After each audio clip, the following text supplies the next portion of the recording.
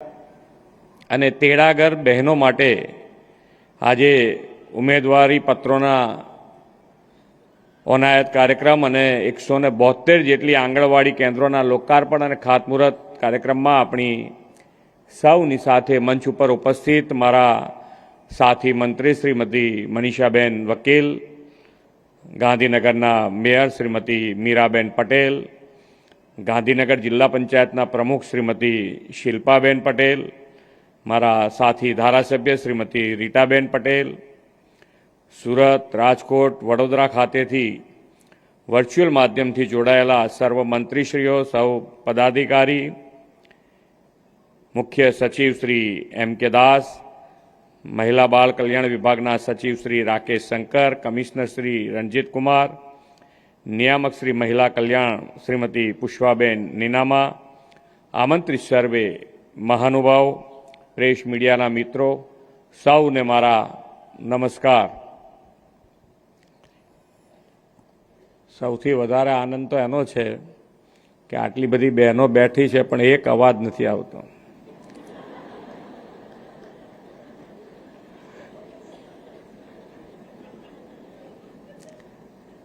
એટલે એનું કારણ એવું પણ હોઈ શકે કે મોબાઈલ હાથમાં હોય તો મોબાઈલમાં અત્યારે તો આપણો જીવ હોય બધાનો, પણ મોબાઈલ બી હાથમાં નથી દેખાતો એટલા બધાના, ઘણાના હાથમાં છે। એટલે સારી નિશાની ગણીએ ને આપણે। હા કે ના? જોરથી બોલો, આટલો બધો ઉત્સાહ। હા, તારે બહેનોનો અવાજ વગર તો જાણે ગુંગળામણ થઈ ગયું એવું લાગે છે। તમારા કરતાં તો અમને ટેન્શન થઈ જાય, કેમ આટલી બધી બહેનો શાંત છે।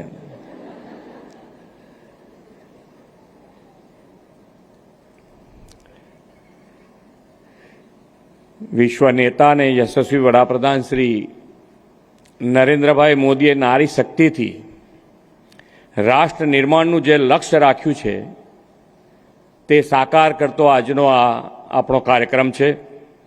આજે માત્ર નિમણૂક પત્ર નથી આપવાના, પરંતુ સશક્ત અને સમૃદ્ધ ગુજરાતના નિર્માણ માટેનું એક મહત્વનું આહ્વાન છે। આવા મહત્વપૂર્ણ પ્રસંગે રાજ્યભરની આંગણવાડી બહેનો સાથે સંવાદ કરવાની મને તક મળી છે, મારું સૌભાગ્ય છે। વડાપ્રધાન શ્રી નરેન્દ્રભાઈ મોદી હંમેશા કહે છે કે નાના ભૂલકાના વિકાસમાં આંગણવાડી કાર્યકરોની મુખ્ય ભૂમિકા છે। આંગણવાડી બાળકના ઘડતરનું પ્રથમ પગથિયું છે। ભગવાન કૃષ્ણના પાલક માતા યશોદાએ જે લાલન પાલન કર્યું હતું તે આપણને બધાને ખબર છે। બાળ માનસમાં સંસ્કાર ઘડતર કરનારી આપ સૌ આંગણવાડી કાર્યકર બહેનો માતા યશોદાથી કમ નથી। એટલે જ આપણા લોકલાડીલા વડાપ્રધાન શ્રી નરેન્દ્રભાઈ મોદીએ આંગણવાડી બહેનોને માતા યશોદાનું સન્માન અને આંગણવાડી કેન્દ્રને નંદઘર નામ આપ્યું છે। રાજ્યના બાળકોના પોષણ અને ઘડતરમાં આંગણવાડી કાર્યકર બહેનોનું મોટું યોગદાન છે। ભાવિ નાગરિકોના પોષણ, આરોગ્ય અને પ્રારંભિક શિક્ષણ માટે રાજ્ય સરકાર પ્રતિબદ્ધ છે। શ્રી મોદી સાહેબના નેતૃત્વ અને માર્ગદર્શનમાં આપણે બહેનો, માતાઓ અને બાળકોના સર્વગ્રાહી કલ્યાણ અને સફળ આયામો પાર પાડ્યા છે। બાળકોના સંસ્કાર ઘડતર માટે પહેલાં તો આંગણવાડીઓના પણ અભાવ હતો, અને આંગણવાડીઓ ક્યાં ચાલતી? પહેલાં તો એ મંદિરના પરિસરમાં, પંચાયત ઘરમાં કે જૂના પુરાણા મકાનોમાં આ માલ મંદિરો ચાલતા હતા। શ્રી મોદી સાહેબે આખી સ્થિતિ બદલી નાખી અને સુવિધાયુક્ત આંગણવાડી નંદઘરોના નિર્માણની દિશા આપી છે। માત્ર સરકારી મશીનરી નહીં, પણ સરકારના જાહેર સાહસો પણ CSRથી આ સેવા કાર્યમાં યોગદાન આપી રહ્યા છે। આખા રાજ્યમાં 53,000થી વધુ આંગણવાડી કેન્દ્રો કાર્યરત છે। આ વર્ષે અત્યાર સુધીમાં 1600 જેટલા કેન્દ્રોના લોકાર્પણ અને ખાતમુહૂર્ત કરવામાં આવ્યા છે, અને આજે 170 જેટલી નવી આંગણવાડી કેન્દ્રોના લોકાર્પણ અને ખાતમુહૂર્ત આજે આપણે કર્યા છે।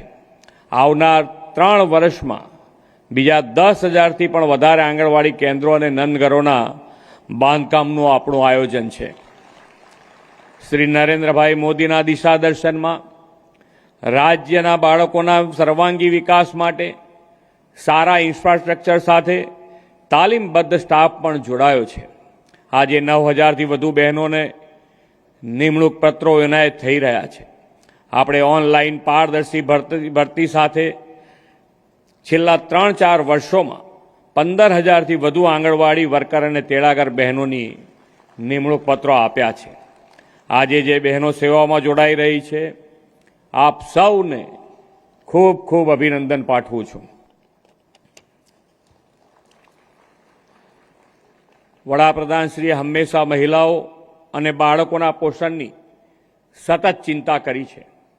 ખાસ કરીને આદિજાતિ વિસ્તારના બાળકોનું પોષણ સ્તર ઊંચું લાવવા દૂધ સંજીવની યોજનામાં લાખો આદિવાસી બાળકોને 200 મિલી ફોર્ટિફાઈડ ફ્લેવર્ડ મિલ્ક સરકાર આપે છે.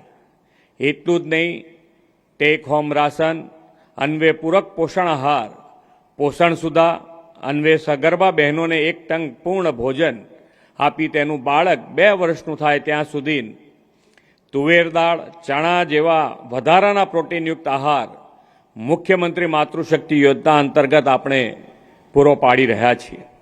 આપણે આંગણવાડીથી લઈને પ્રાથમિક શાળાના બાળકો માટે મુખ્યમંત્રી પૌષ્ટિક અલ્પાહાર યોજના પણ શરૂ કરી છે અને જેનો લાભ આજે 41 લાખથી વધુ બાળકો આ પૌષ્ટિક આહારનો લાભ લઈ રહ્યા છે. વિકસિત ભારત 2047 માટે સમૃદ્ધ અને સ્વસ્થ પેઢી તૈયાર કરવામાં ગુજરાતને મહિલા બાળ કલ્યાણના આવા અનેક કાર્યક્રમોથી અગ્રેસર રાખવું છે. એ માટે સશક્ત અને સુપોષિત ગુજરાતના નિર્માણમાં યોગદાન આપવાની તક તમ સૌ બહેનોને ઈશ્વરે આપી છે. એ તકને રાજ્યના બાળકોની સેવાની તક તરીકે સ્વીકારીને આગામી દિવસોમાં તમે સૌ સુપોષિત વિકસિત ગુજરાતથી વિકસિત ભારત, સમૃદ્ધ ભારત બનાવશો એવા વિશ્વાસ સાથે વિરમું છું. ભારત માતા કી જય. વંદે માતરમ. જય જય ગરવી ગુજરાત. એ કાર્યક્રમમાં ઉપસ્થિત આપણા લોકલાડીલા મુખ્યમંત્રી શ્રી ભૂપેન્દ્રભાઈ પટેલજી, સાથે જ ગાંધીનગરના મેયર બેન મીરાબેન પટેલ, જિલ્લાના પ્રમુખ શિલ્પાબેન પટેલ, સાથે જ અમારા સાથી ધારાસભ્ય એવા રીટાબેન પટેલ, મુખ્ય સચિવ શ્રી M.K. દાસજી, આ વિભાગના સચિવ રાકેશ શંકરજી, કમિશનર ICDSના રંજીતભાઈ, મંચ પર ઉપસ્થિત સૌ જે વિભાગના અધિકારીગણ છે તે, અને મારી સામે બેઠેલા નવનિયુક્ત પત્ર મળવાના છે એવી મારી આંગણવાડીની બહેનો અને તેડાગર બહેનો, આપને ખૂબ ખૂબ આજે અભિનંદન આપું છું. આજે તમે માત્ર એક સરકારી નોકરીમાં જોડાયા છે એવું નથી, એક મહાન મિશનમાં જોડાવા જઈ રહ્યા છો. એ આપણા રાષ્ટ્રનું ભાવિનું ઘડતર કરવાનું જે મિશન છે એ મિશનમાં આપ જોડાઈ રહ્યા છો આજથી. અને આ માત્ર આપને આજે નિમણૂક પત્ર નથી આપવાના, પણ સાથે સાથે ગુજરાતના દરેક બાળકને સ્વસ્થ અને મજબૂત બનાવવાની તમારી જે જવાબદારી છે, આ પવિત્ર જવાબદારી છે, એનો આજે આ તમને દસ્તાવેજ મળવાનો છે. આપ સમજો છો કે આજે તમારી જવાબદારી જે છે આજથી જે શરૂ થવાની છે એ પોષણની પણ, સંસ્કારની પણ, અને સાથે સાથે એમને આ દુનિયામાં કેવી રીતે એક તમે સારા માણસ તરીકે તમે એને ઉછેર કરશો એની પણ એટલી મોટી જ જવાબદારી તમને મળી રહી છે. અને જ્યારે આ મંચ પરથી હું વાત કરી રહી છું આપને બધાને, બધી જવાબદારી નવી અને સાથે પોષણની બી જવાબદારી. બાળક જ્યારે તમારી પાસે આવશે, તમે એને શિક્ષિત કરશો, એક સારી શાળામાં મોકલવા માટેની એની તૈયારી પણ કરશો, પણ પોષણનું પણ તમારે બધાએ ધ્યાન રાખવાનું છે. જ્યારે બાળક જન્મે છે ત્યારથી લઈને 1000 દિવસ એટલે કે 2 વર્ષ સુધી એની તંદુરસ્તીનું તમારે બધાએ ધ્યાન રાખવાનું થશે. એને પોષિત છે કે નહીં બાળક, એની પણ આપણે ચિંતા કરવી પડશે. અને આ જે સમય હોય છે ને બહેનો, એ ત્યારે એનું શારીરિક સ્વાસ્થ્યની સાથે સાથે માનસિક સ્વાસ્થ્ય પણ સારું રહે એના માટે પણ પોષણ ખૂબ જરૂરી હોય છે. એ શરીરથી તંદુરસ્ત થશે, સાથે સાથે જો સારું એને પોષણ મળશે તો મગજથી પણ તંદુરસ્ત થશે અને તમે જે પણ એને શીખવાડશો, સમજાવશો એ અપનાવી શકશે, શીખી શકશે. એટલા માટે આપણે જ્યારે આંગણવાડીની વાત કરતા હોઈએ છીએ ને ત્યારે પોષણની અવશ્ય વાત કરતા હોઈએ છીએ. સાથે સાથે તમારા બધાની જવાબદારી એક પોષણની કડી તરીકે પણ જોવામાં આવે. એટલે બાળક જ્યારે આંગણવાડીમાં આવે ક્યાંક તમને એવું લાગે કે એનું પોષણ બરોબર નથી થઈ રહ્યું, કાં તો એનો વિકાસ બરાબર નથી થઈ રહ્યો, એનું વજન નથી વધી રહ્યું કે એની હાઇટ નથી વધી રહી, તો આ વિશેની ચર્ચા તમે એના માતાને બોલાવીને સમજાવીને એમને શીખવાડો કે ઘરે જશો ત્યારે એનું શું શું ધ્યાન રાખશો, ખાસ કરીને એને જમવામાં. તો આ બધી જવાબદારી તમને મળવાની છે. સાથે જ અલગ અલગ યોજનાઓની માહિતી પણ તમને જ્યારે આ શિક્ષિત કરશે, આ તમારા નિમણૂક પત્ર મળ્યા પછી જે તમારો વર્ગ લેવામાં આવશે એમાં વિભિન્ન યોજનાઓ જે આંગણવાડીમાં ચાલે છે એની પણ સમજ આપવામાં આવશે.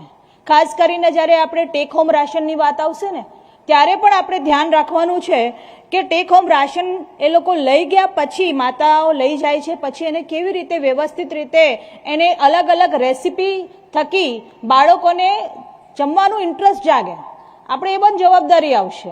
એટલે એ પણ આપણે એ લોકોને શીખવાડવાનું રહેશે. સાથે સાથે ખાસ વસ્તુ કે આપણે રેગ્યુલર મોનિટરિંગ કરીશું બાળકનું, એ પણ આપણી જવાબદારી છે કે બાળક આવ્યું છે મહિના પછી એની કેટલી હાઇટ વધી છે, એનો કેટલો વજન વધ્યો છે, એ બધી પણ જવાબદારી આપણા હાથમાં જ હશે. અને જ્યાં કંઈક લાગે ત્યારે સીડીપીઓ છે, પીઓ છે, એને પણ આપણે ધ્યાન દોરાવીશું. એટલે આ બધી જ વસ્તુઓ એકદમ સેન્સિટિવ વસ્તુઓ છે અને આંગણવાડી એક શક્તિનું કેન્દ્ર બનવાનું છે. આ આંગણવાડી થકી આખું ગામનો વિકાસ થવાનો છે. અને જ્યારે આંગણવાડી શક્તિ કેન્દ્ર બનતું હોય છે ત્યારે દરેક ઘરે આ શક્તિનું કેન્દ્ર પહોંચવું પણ જોઈએ. મારો કહેવાનો મતલબ છે આપે ઘરે વિઝિટ પણ કરવાની છે. ક્યાં પણ એવું લાગે કે બાળકના પર્સનલ ધ્યાનની જરૂર છે તો એમના માતા પિતાની પણ તમારે મળવાનું છે અને જે કંઈક તમને લાગે એ માતા પિતાનું તમારે ધ્યાન પણ દોરવાનું છે. એટલે મને વિશ્વાસ છે તમને જે જવાબદારી અહીંથી આપવામાં આવશે એ આપ ખૂબ સારી રીતે કરશો. સાથે સાથે એક સ્વાસ્થ્ય કરતા, એક સશક્ત માતાના માર્ગદર્શક અને સુપોષિત ગુજરાતના શિલ્પકાર તરીકે તમને અમે અહીંયાથી બધા જોઈ રહ્યા છે ત્યારે આપણા આ નવી અભિગમ માટે ખૂબ ખૂબ અભિનંદન આપું છું. અને આગળના સમયમાં પણ આપણે સાથે મળીને કામ કરીશું. અને જ્યારે હું હમણાં બધી બહેનો વચ્ચે હું જ્યારે મળવા નીકળી ત્યારે મેં જોયું ખૂબ એજ્યુકેટેડ દીકરીઓ છે અને અમને આશા છે કે ગુજરાતને પોષણયુક્ત બનાવવા માટે, ગુજરાતના બાળકોને પોષણયુક્ત બનાવવા માટે આપ સૌનો સાથ મળી રહેશે.